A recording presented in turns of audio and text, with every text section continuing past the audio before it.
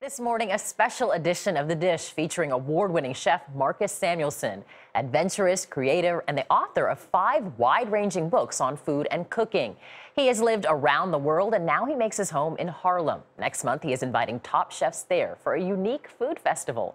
We visited him in his newest restaurant. Hey, Eric, we got it. Did you get your cornbread? We ready to eat? Chef Marcus Samuelsson is a man on the move. Whether he's cutting or cooking or sitting down for an interview, Are you ready?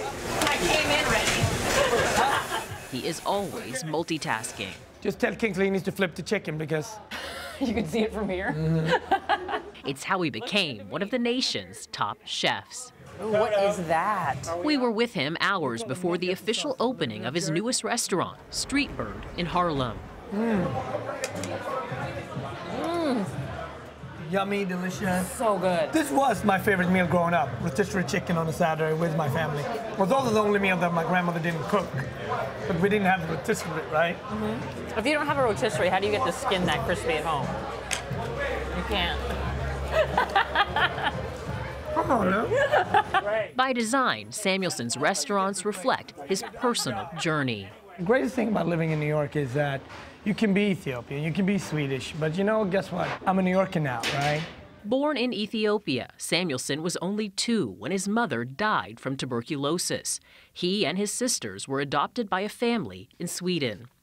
I wouldn't be here without having my grandmother Helga. She was really the one that taught me how to cook and develop sort of the love for cooking and being in the kitchen. The kitchen was the only place where I could do better than my sisters. Maybe they didn't care, but I cared, and that was the only, I rolled meatballs faster than them, and it was always a competition against my sisters. By the age of 16, Samuelsson was enrolled at the Culinary Institute in Sweden. It was around that time he made his first trip to New York. And I loved it right away. What did you love so much about it? Coming to New York when it's just Broadway, bright light, the way I watched it on MTV, that was my view on New York, and that's what it looked like. It would take 6 years for Samuelsson to return to the city of bright lights full-time. He got an apprenticeship cooking Scandinavian food at Aquavie. Within a year, he was promoted to executive chef. You're still really proud of that one. I am, because I'm the youngest resource chef in the country still. No, but it taught me how to become the chef I am today. Those high-end skills led to cooking President Obama's first state dinner. But in the early 2000s, Samuelsson made the biggest move of his career. I started to think about great food as a civil right. And it should just not be in high-end neighborhoods. It should be in every neighborhood. I met Maya Angelou. She explained to me what Harlem looked like back in the day.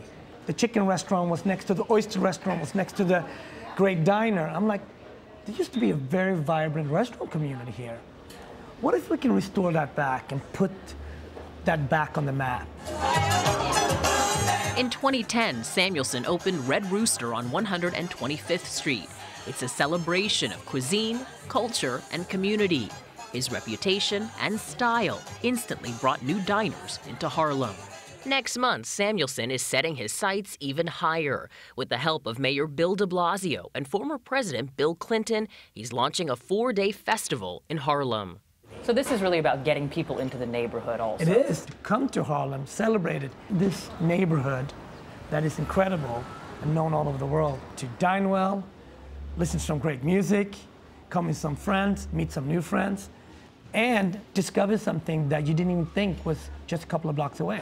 Like this clothing store, Harlem Haberdashery. So cute, the store is one of Samuelsson's favorites. When I see you, I just want to know, like Marcus Samuelsson, how do you get dressed? Harlem drives you to have a personal style, right? I grew up in a household where me and my sisters, we stood out. We were the only black kids in the neighborhood in Sweden, right? So my mom was very much like, you have to look dapper, I was never allowed to wear like trashy jeans or anything like that. So I feel like today, I always wear something that is Swedish. What's today's Swedish item? My Air Jordans has like the Swedish color. flag. I always have something on there that's African. Or you can visit a place like Madiba, Mark Hennigan's South African restaurant honoring the late Nelson Mandela. How cool to come uptown and learn about what Nelson Mandela ate and those traditions right here on 116th Street.